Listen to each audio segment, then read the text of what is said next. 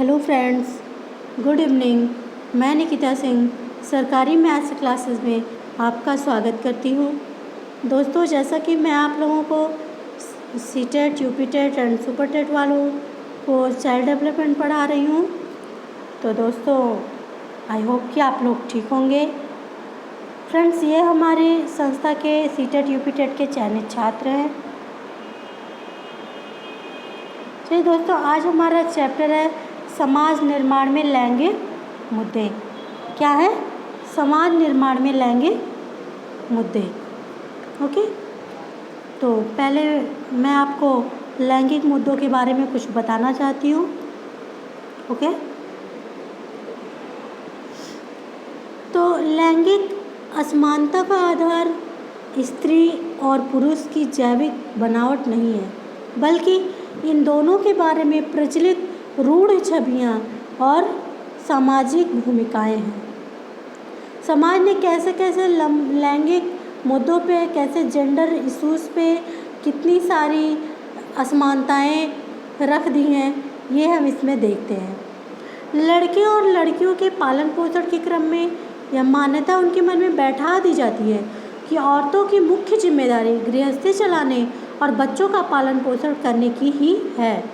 यह चीज़ अधिकतर परिवारों के श्रम के लैंगिक विभाजन में झलकती है।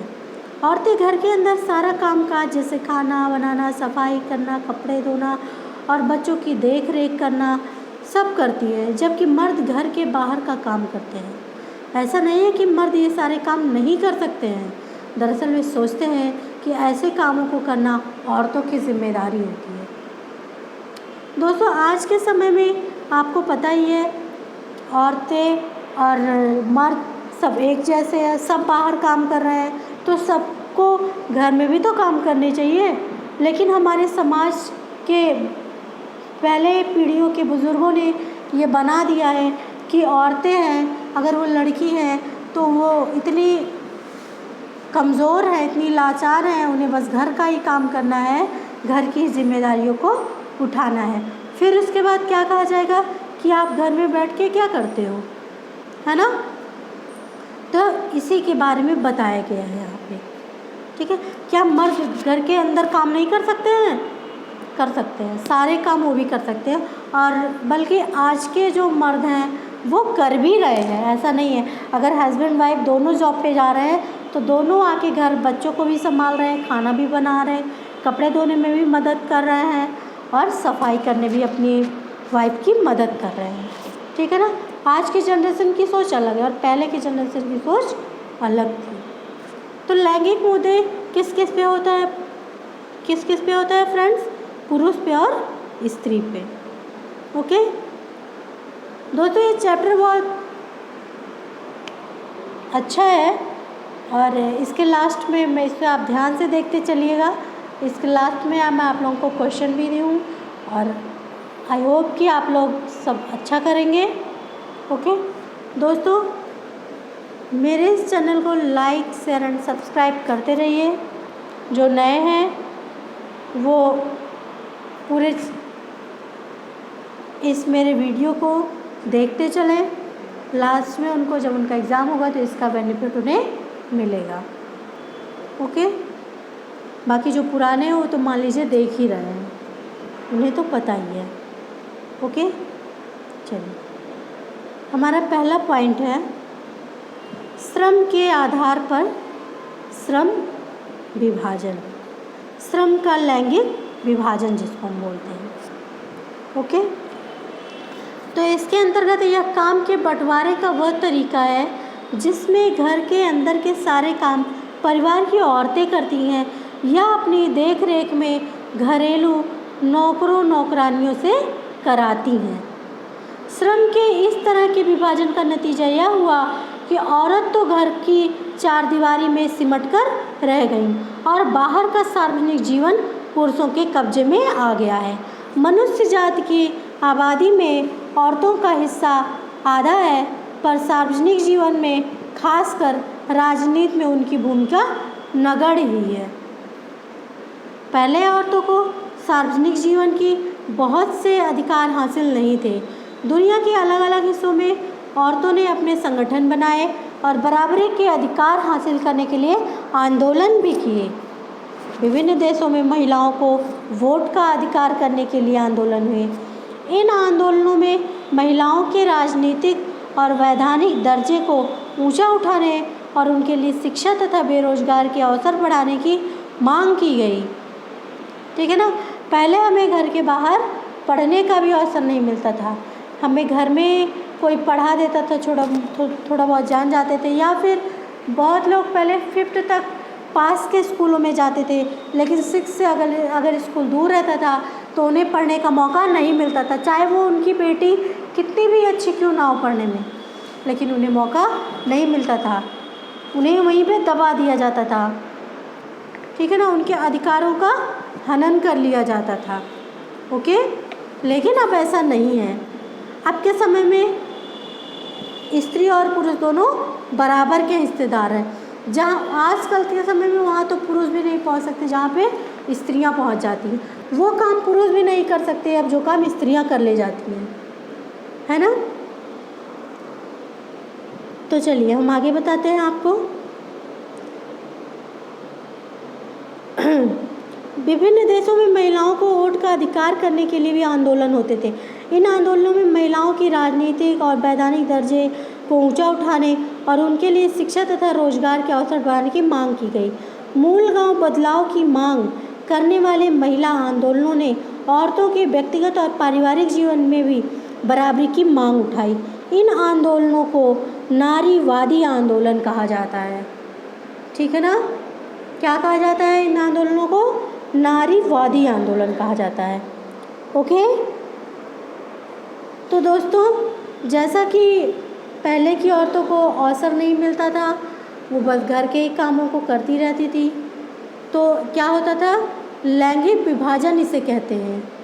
श्रम में लैंगिक विभाजन इसे कहते हैं। हमारे लैंगिक विभाजन के राजनीतिक अभिव्यक्ति पर, इस सवाल पर राजनीतिक गोलबंदी ने सार्वजनिक जीवन में औरत की भूमिका बढ़ाने में मदद की। आज हम वैज्ञानिक, डॉक्टर, इंजीनियर, प्रबंधक, कॉलेज और विश्वविद्यालय शिक्षक जैसे पेशों में बहुत सी औरतों को पाते हैं, जबकि पहले इन कामों को महिलाओं के लायक नहीं माना जाता था। दुनिया के कुछ हिस्सों जैसे स्वीडन, नॉर्वे और फिनलैंड जैसे स्कैंडिनेवियाई देशों में सार्वजनिक जीवन में महिलाओं की भागीदारी का स्तर काफ़ी ऊंचा है। ठीक है ना। काफ़ी आज हम डॉक्टर, इंजीनियर, प्रबंधक हर कुछ हैं हम औरतें।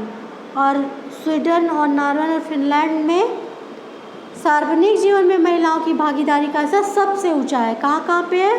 फिनलैंड, नॉर्वे और स्वीडन में। हमारे देश में आज़ादी के बाद से महिलाओं की स्थिति में कुछ सुधार हुआ है, बहुत नहीं, कुछ सुधार हुआ, पर वे अभी भी पुरुषों से काफ़ी पीछे हैं। हमारा समाज अभी भी पितृ प्रधान है। औरतों के साथ अभी भी कई तरह के भेदभाव होते हैं और उनका दमन होता है। ओके।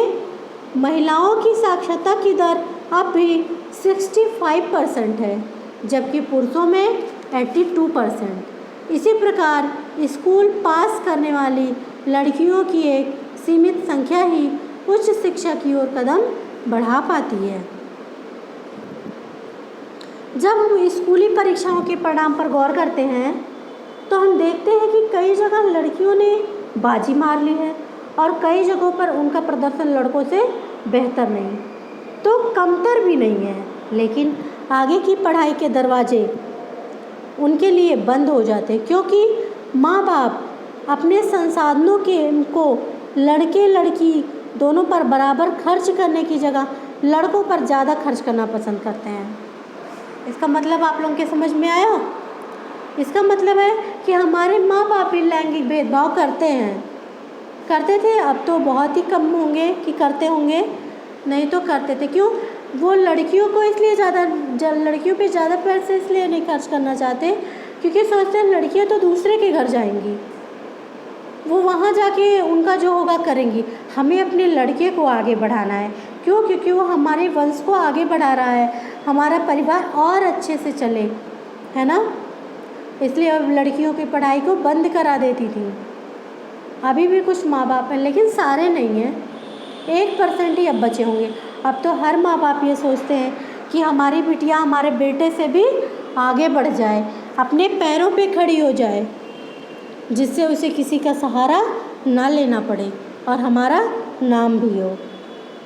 समान मजदूरी से संबंधित अधिनियम में कहा गया है कि समान काम के लिए समान मजदूरी दी जाएगी, किंतु काम के प्रत्येक क्षेत्र में, यानी खेल कूद की दुनिया से लेकर सिनेमा के संसार तक और कल कारखानों से लेकर खेत खलिहान तक, महिलाओं को पुरुषों की तुलना में कम मजदूरी मिलती है, भले ही दोनों ने समान काम किया हो।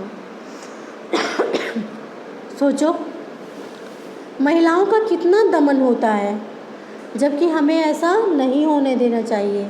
हमें अपने आप को किसी से कम नहीं समझना चाहिए। हमें अपने आप को बेचारी या लाचार बनने की ज़रूरत बिल्कुल भी नहीं है।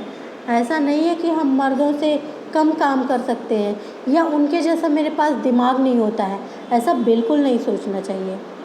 हमें अपने पैरों पे खड़े रहना चाहिए और मर्दों का डट के मुकाबला करना चाहिए। भारत के अनेक हिस्सों में माँ बाप को सिर्फ लड़के की चाह होती है। लड़की को जन्म लेने से पहले ही खत्म कर देने के तरीके इसी मानसिकता से पनपते हैं, है ना। तो आपको भी पता होगा कि हमारे साथ कितना अन्याय होता है। तो आई होप कि ये वाला टॉपिक आपके समझ में आया होगा। चलिए हमारा नेक्स्ट टॉपिक है पूर्वाग्रह और रूढ़िवाद के कारण लैंगिक भेदभाव। ओके, सामान्यतः पूर्वाग्रह एवं रूढ़िबद्धता के कारण लैंगिक भेदभाव दिखाई पड़ता है। लैंगिक भेदभाव और रूढ़िबद्धता जब भी क्वेश्चन में आए, लैंगिक भेदभाव के बारे में, लड़कियां ज़्यादा हैं कि लड़के ऐसे हैं कि लड़कियां वैसी हैं, तो उसमें 4 ऑप्शन दिए होते हैं। एक में रूढ़िबद्ध करके होता है, वो ऑप्शन लैंगिक भेदभाव का क्वेश्चन जहाँ वो ऑप्शन करेक्ट होता है कि रूढ़िबद्ध धारणा जो होती है वो उसी पर टिक करना चाहिए, है ना। चलिए आगे मैं आपको बताती हूँ। तो जब किसी व्यक्ति, जाति, वर्ग या वस्तु के बारे में कोई ऐसी धारणा बन जाती है जो सच्चाई से कोसों दूर हो, उन्हें रूढ़िबद्ध धारणाएं कहते हैं। ओके, उदाहरण स्वरूप भारत में अधिकतर घरों में लड़कियां घर के काम करती हैं। इसी के आधार पर कोई व्यक्ति सभी लड़कियों से यही अपेक्षा करे कि लड़कियां केवल घर के काम करने के लिए ही बनी हैं, तो इस प्रकार की धारणा को रूढ़िबद्ध धारणा कहा जाएगा। ऐसा आपके सीटेट के क्वेश्चन में ऐसे क्वेश्चन आ जाते हैं, जैसे क्वेश्चन आते हैं कि क्या लड़कियां लड़कों की अपेक्षा कम काम करती हैं, या आ जाता है कि लड़कियां सिर्फ घर के काम के लिए बनी और लड़के बाहर के कामों के लिए, तो इसमें होगा रूढ़िबद्ध धारणा लग जाएगी, है ना। चलिए, यदि कोई शिक्षक विद्यालय में आए अतिथि की खान पान संबंधी सेवा के लिए विद्यालय के लड़कियों को ही नियुक्त करना चाहता है, तो उस शिक्षक की रूढ़िबद्ध धारणा को दर्शाता है। ओके, पूर्वाग्रह का संबंध पक्षपात से होता है। पूर्वाग्रह का क्या मतलब होता है? पक्षपात। इसमें पूर्व के विचारों के आधार पर किसी से भेदभाव किया जाता है। सामान्यतः हमारे समाज में लैंगिक भेदभाव का कारण पूर्वाग्रह भी है। उदाहरण के लिए, लड़के लड़कियों से अधिक बुद्धिमान होते हैं, तो यह लैंगिक पूर्वाग्रह का उदाहरण है। लैंगिक पूर्वाग्रह के कारण ही समाज में यह मान्यता प्रचलित है कि लड़के ही वृद्धावस्था में माँ बाप का सहारा होते हैं, और माँ बाप भी इसी भ्रम में जीते हैं कि यही मेरे बुढ़ापे का सहारा है। लेकिन उन माँ बाप को ये नहीं पता है कि उनसे ज़्यादा हमारी लड़कियाँ सोचती हैं अपने माँ बाप के बारे में, और उनसे ज़्यादा हमारी लड़कियाँ अपने माँ बाप के बारे में करने की कोशिश भी करती हैं। ओके। विद्यालय की गायन एवं नृत्य प्रतियोगिता के लिए विद्यार्थियों को तैयार करते समय लड़कियों को वरीयता देना भी लैंगिक पूर्वाग्रह का उदाहरण है। ओके, दोनों में समानता हमेशा रखनी चाहिए। ओके, लड़कियों को खेलने से वंचित करना भी लैंगिक पूर्वाग्रह का उदाहरण है। इसके पीछे यह उदाहरण है कि लड़कियों का शरीर खेल कूद के लिए उपयुक्त नहीं होता, जो पूर्णतः गलत है। ये कहाँ पे लिखा गया है? क्या लड़कियां लड़कों से कम खाती हैं? क्या लड़कियां लड़कों से कम मेहनत करती हैं? तो क्या लड़कियां खेल कूद में भाग क्यों नहीं ले सकती? आप बताइए। अगर ऐसा कोई कहता है तो ये भी लैंगिक पूर्वाग्रह का उदाहरण है। ये कहना कि लड़कियों को घरेलू कामकाज के ज्ञान पर अधिक जोर देना चाहिए क्योंकि अंततः उन्हें गृहस्थी ही संभालनी है, इस प्रकार की धारणा रूढ़िबद्धता को प्रदर्शित करता है। जैसे आपके सीटेट में कभी कभी क्वेश्चन आता है कि लड़कों की अपेक्षा लड़कियों को गणित कम आता है और लड़के लड़कियों से गणित में ज़्यादा तेज होते हैं, तो ये भी रूढ़िबद्धता को प्रदर्शित करता है।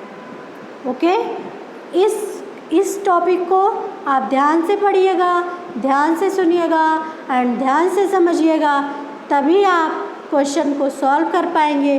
और आप ये समझ लीजिए कि हर एक चैप्टर से 2-3 क्वेश्चन्स ज़रूर, 1-2 तो क्वेश्चन ज़रूर आते हैं। किसी चैप्टर के 1 क्वेश्चन ले लिए जाते हैं तो किसी क्वेश्चन से किसी चैप्टर से 2 क्वेश्चन ले लिए जाते हैं। ओके, तो किसी भी चैप्टर को कम मत आंकिएगा आप, हर चैप्टर अपने में इम्पॉर्टेंट है। ओके, तो दोस्तों हमारा वीडियो आपको कैसा लग रहा है ये आप कमेंट बॉक्स में लिखते रहिएगा। आप लोग कोई चीज़ कमेंट नहीं करते, आप लोग कोई चीज़ पूछते नहीं हैं जल्दी। आप लोगों को पूछना चाहिए, तभी तो मैं जानूंगी कि आप लोग क्या समझ रहे हैं, क्या नहीं समझ रहे हैं। ओके, चलिए हमारा नेक्स्ट पॉइंट है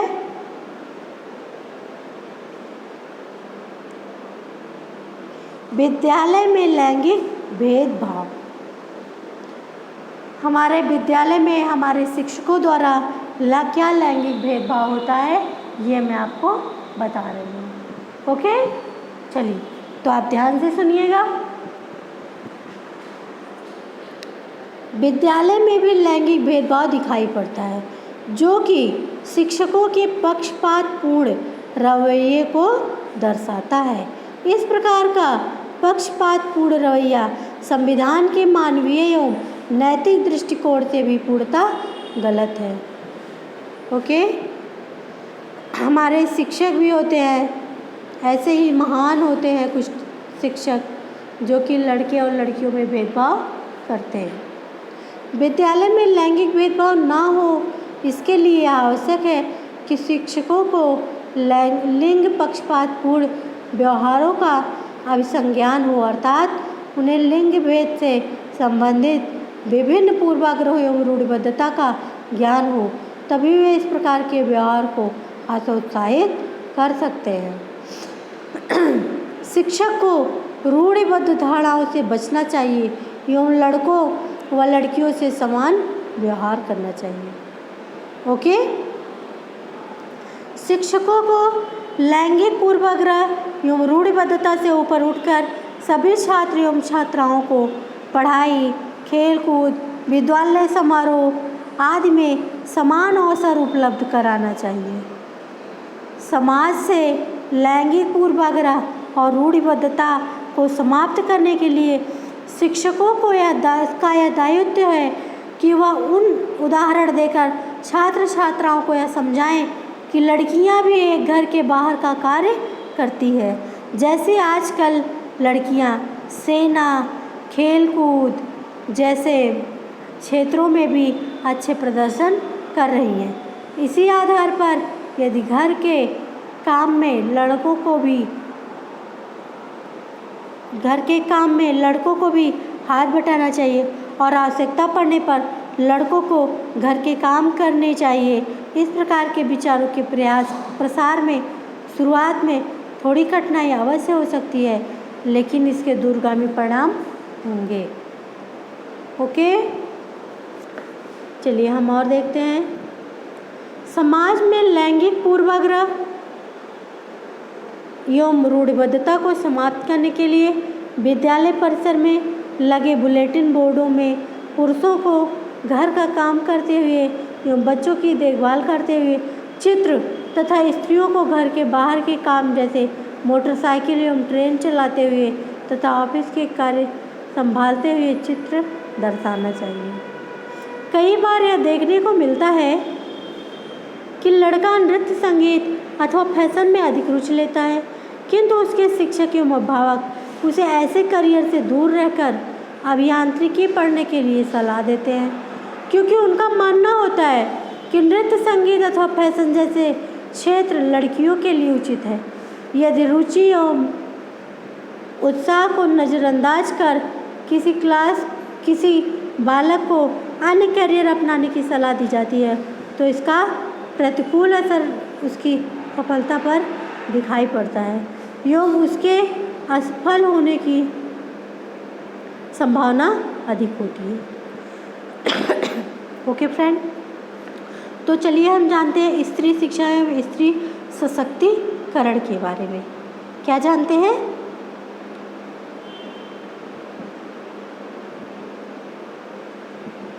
क्या जानते हैं हम?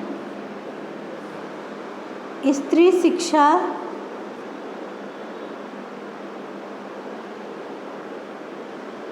एवं सशक्तिकरण।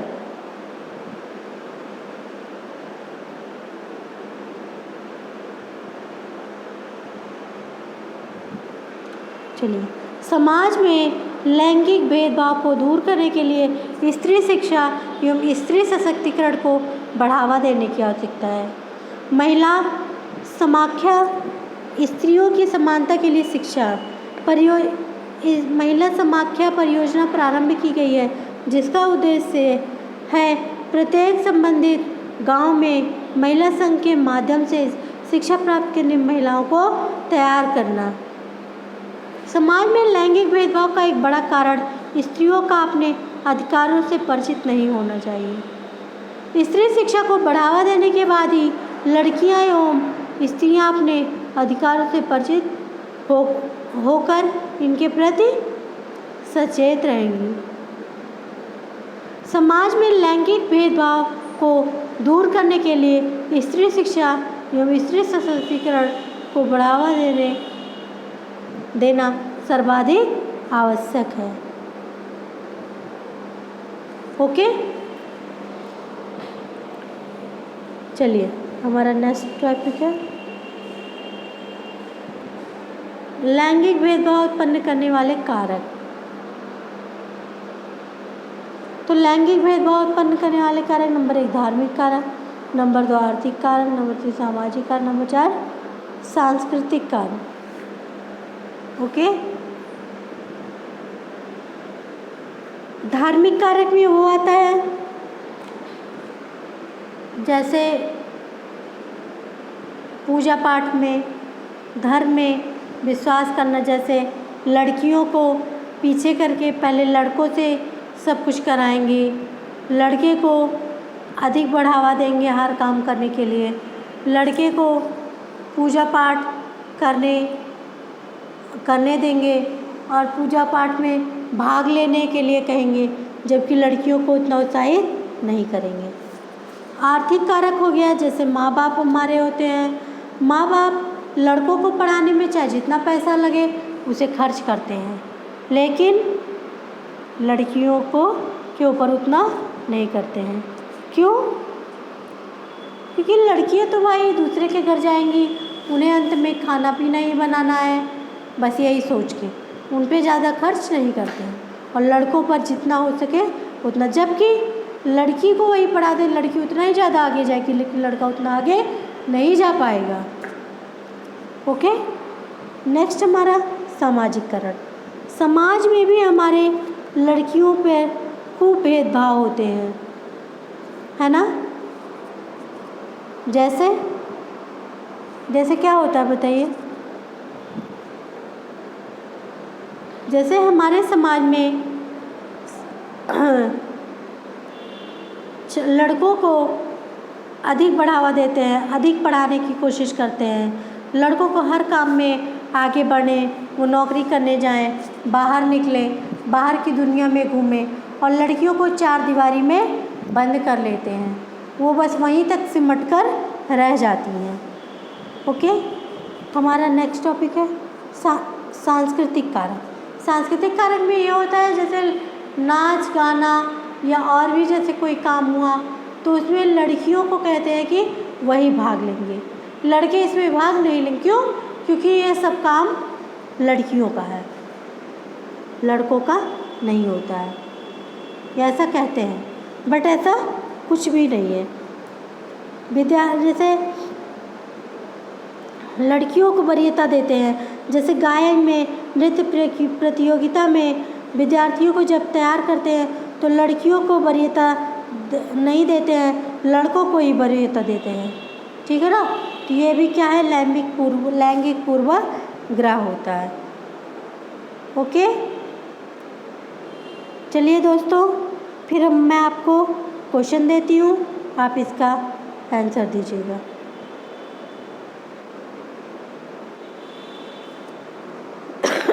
क्वेश्चन नंबर 1, इस पर अत्यधिक वाद विवाद होता है कि क्या लड़कों एवं लड़कियों में योग्यताओं का विशिष्ट समूह एवं उनके आनुवंशिक घटकों के कारण होता है। इस संदर्भ में निम्नलिखित में से आप सबसे अधिक किससे सहमत हैं? नंबर 1, लड़कियों को सेवा भाव के लिए सामाजिक रूप से तैयार किया जाता है, जबकि लड़कों को रोने जैसा संवेग प्रदर्शित करने के लिए हतोत्साहित किया जाता है।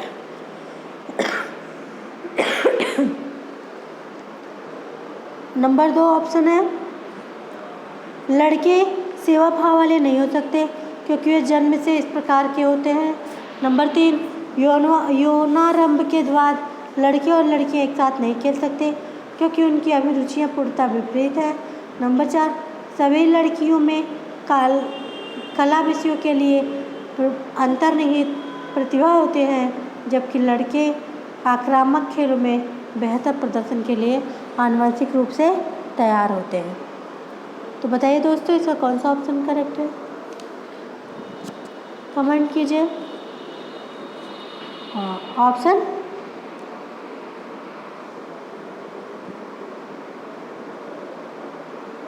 फर्स्ट सही है।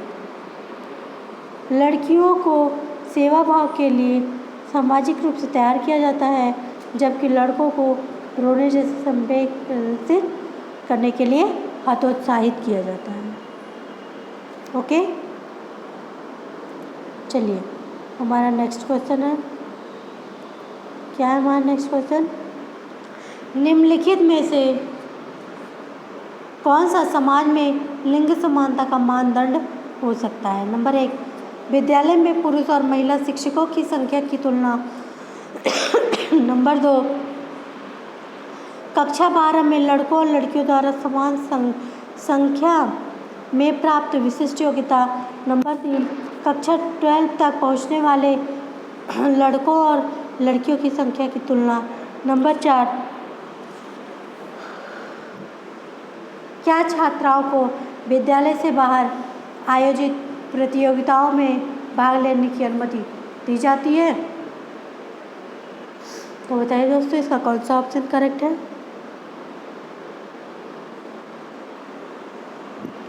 ऑप्शन थर्ड, कक्षा 12 तक पहुंचने वाले लड़कों और लड़कियों की संख्या की तुलना। ओके, हमारा नेक्स्ट क्वेश्चन है, कक्षा में जेंडर रूढ़िबद्धता से बचने के लिए एक शिक्षक को क्या करना चाहिए? ऑप्शन फर्स्ट, लड़के को जोखिम उठाने के लिए लड़कों को जोखिम उठाने और निर्भीक बनने के लिए प्रोत्साहित करना। नंबर 2, लड़के लड़कियों को एक साथ अपारंपरिक भूमिकाओं में रखना। नंबर 3, अच्छी लड़की अच्छा लड़का कहकर शिक्षार्थियों के अच्छे कार्य का सहारा करना चाहिए। ऑप्शन 4, कुश्ती में भाग लेने के लिए लड़कियों को निरुत्साहित करना चाहिए। बताइए दोस्तों, इसमें कौन सा ऑप्शन करेक्ट है?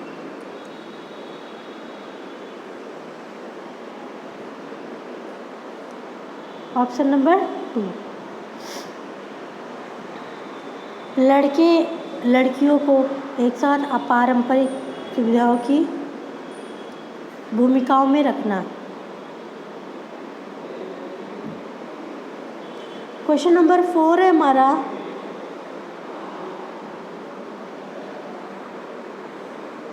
सामाजिक भूमिकाओं के कारण न कि जीव वैज्ञानिक संपत्ति के कारण सौंपी गई विशिष्टताएं कहलाती है। ऑप्शन फर्स्ट, जेंडर भूमिका। ऑप्शन सेकंड, एलन भूमिका। ऑप्शन थर्ड, जेंडर भूमिका। ऑप्शन फोर्थ, पृष्ठीय जेंडर भूमिका नैदानिक।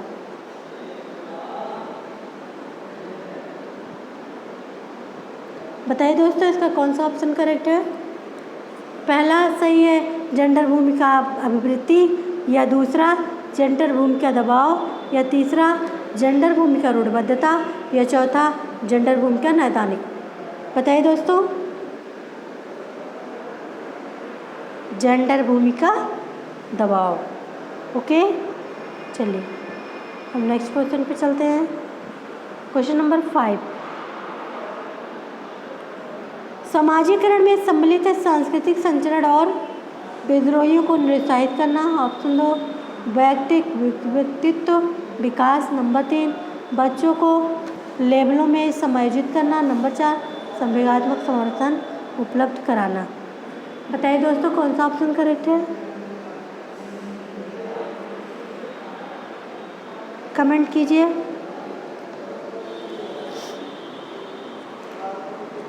पांचवा का दूसरा, व्यक्तित्व विकास। चलिए हमारा नेक्स्ट क्वेश्चन है, विद्यालय में लिंग भेदभाव से बचने का सर्वोत्तम तरीका हो सकता है। ऑप्शन फर्स्ट, पुरुष एवं महिला शिक्षकों को समान संख्या में भर्ती करना। ऑप्शन सेकंड, विद्यालय में लिंग भेदभाव को दूर करने के लिए नियम बनाना और कड़ाई से उसका पालन करना। ऑप्शन थर्ड, संगीत प्रतियोगिता के लिए लड़कियों की अपेक्षा अधिक लड़कों का चयन करना।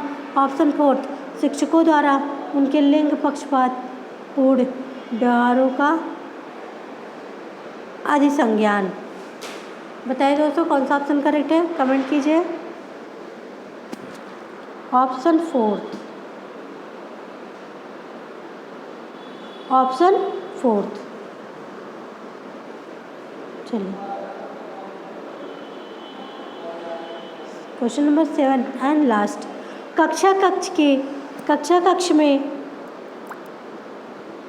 कक्ष में शिक्षक और विद्यार्थी किस प्रकार जेंडर को करते हैं?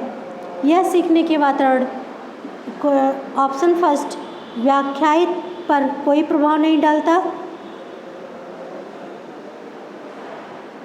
ऑप्शन सेकंड, निर्मित पर प्रभाव डालता है। ऑप्शन थर्ड, रूपांतरित को शुद्ध करता है। ऑप्शन फोर्थ, परिभाषित को कम प्रभावी बनाता है।